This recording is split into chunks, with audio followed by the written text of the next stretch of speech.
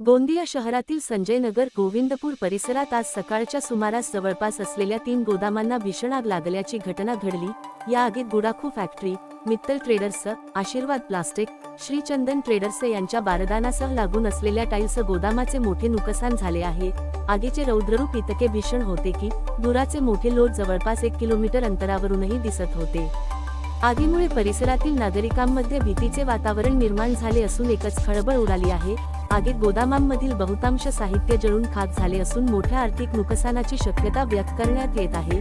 घटनेची माहिती मिळताच अग्निशमन विभागाच्या पथकांनी घटनास्थळी धाव घेत आग विझवण्यासाठी युद्धपातळीवर प्रयत्न सुरू केले। रात्रीपर्यंत सुमारे 50% आग नियंत्रणात आणण्यात यश आले आहे। सुदैवाने या घटनेत कोणतीही जीवितहानी झालेली नाही, मात्र आग लागण्याचे नेमके कारण अद्याप समोर आले नसून याबाबत पुढील तपास सुरू आहे।